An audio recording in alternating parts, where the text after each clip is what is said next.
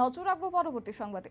রাজ্যের চুরির ঘটনায় এবার অতিষ্ঠ সাধারণ মানুষ। প্রায় প্রত্যেক দিন রাজ্যের বিভিন্ন জায়গা থেকে চুরির ছবি উঠে আসছে সাংবাদিকদের ক্যামেরায়, এবং এমনই চিত্র আজ লক্ষ্য করা গেল যেখানে চড়ক মেলা থেকে বাইক চুরি হয়েছে, এবং এই ঘটনার পরিপ্রেক্ষিতে একেবারে হতভম্ব বাইক মালিক। তবে অবশেষে কদমতলা থানায় এজাহার দায়ের করলো বাইক মালিক। ঘটনা উত্তর ত্রিপুরা জেলার কদমতলা থানাধীন বয়েজ হোস্টেল এলাকায়।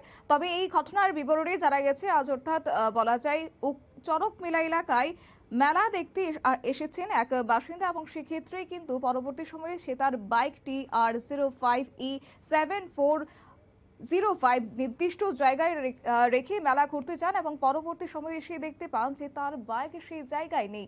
একেবারে এই ঘটনার পরিপ্রেক্ষিতে কিন্তু হতভম্ব হয়ে পড়েছে বাইক মালিক। তবে গোটা ঘটনাকে ঘিরে এখনো পর্যন্ত কি আপডেট রয়েছে শুনুন।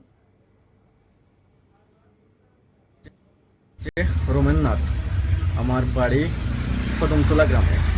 তো আমার পার্শ্ববর্তী গ্রাম সরসপুরে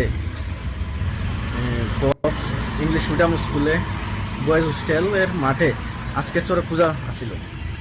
তো সেই চড়ক পূজা বিকাল 5:30 চড়ক পূজায় গিয়েছিলাম আমি এবং আমার একটা ভাই। তো স্কুলের নিচে আমার বাজাজ পালসার বাইকটা রাখিয়া চড়ক দেখতে গেছি। তো চড়ক পূজা শেষ, যখন বাড়ি যেতাম তখন বাজে 7টার সময় আইয়া দেখি আমার বাইকটা নাই। তখন অনেক খোঁজাখুঁজি করছি পার্শ্ববর্তী জায়গায়, কোনো জায়গায় পাইছি না। তারপরে কদমতলা থানায় আইয়া এখন মিসিং ডায়েরি দিছি। এখন কদমতলা থানার কাছে আমার বিনীত রিকোয়েস্ট, তারা যেন আমার বাইকটা পাওয়ার লেগে তারা যত সম্ভব সাহায্য করতো। এটাই। কত নম্বর বাইকের?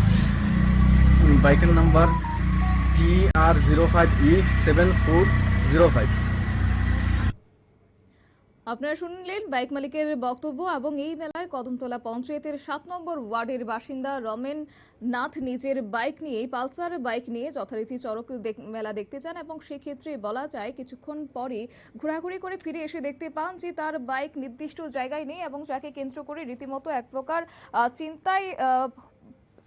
চিন্তায় পড়েছেন বাইক মালিক, এবং পরবর্তী সময়ে থানায় অভিযোগ দায়ের করেছেন। এই ক্ষেত্রে পাশাপাশি বলা যায় এখন দেখার বিষয় যে এই গোটা ঘটনাকে ঘিরে পুলিশ কতটুকু পদক্ষেপ গ্রহণ করে। নিয়ে নিচ্ছে ছোট্ট একটি বিজ্ঞাপন বিরতির সঙ্গে থাকুন।